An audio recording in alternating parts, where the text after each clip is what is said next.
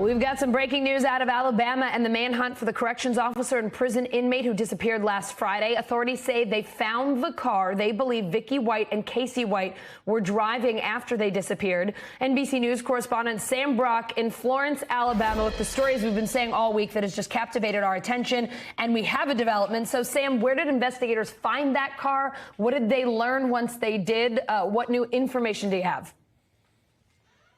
Okay, so Allison, the latest chapter in this saga continues. The press conference here in Florence wrapped up about 10 or 15 minutes ago. We found out that the car, you ready for this, was found last Friday, less than 4 hours after those two, Vicky White and Casey White, left Florence. Their car was ditched somewhere in rural Tennessee, about 2 hours away from where I am right now. The sheriff was speculating about the possibility they may have had mechanical issues. It's not entirely clear why they left that car there. He does break down the timeline of everything and where he thinks we go from here. Take a listen. About 3 hours and 50 minutes after they left Florence, Alabama, they abandoned that vehicle. We're assuming where it was abandoned, and it was abandoned so quickly that they probably had mechanical problems with it. Right now, we're trying to canvass the area for any witnesses, also trying to research, see if any stolen vehicles were reported in that area during that time. Allison, there was nothing actually found inside of the car, according to the sheriff. I asked him, how did these two get out of that rural area?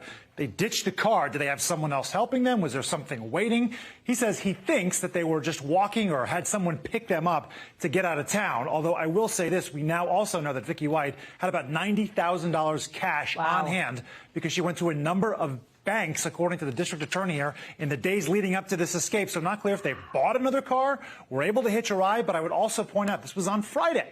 So the case was not highly publicized nationally on Friday. That really didn't pick up steam until really the weekend and early the following week. So there's just a lot of loose ends right now, certainly that the U.S. Marshal Service is trying to tie together. But the sheriff did say we are essentially back at square one again after the discovery of this car. Wow. Wow. Sam, all of this, so amazing. I'm just impressed that she was able to get $90,000 out of the bank. My God, you try to get $1,000 out of the ATM these days and you have trouble. Speaking of money, Alabama's governor adding to the reward money for information leading to their arrest. What can you tell us about that? And is there any other information we should know that authorities are sharing about their investigation?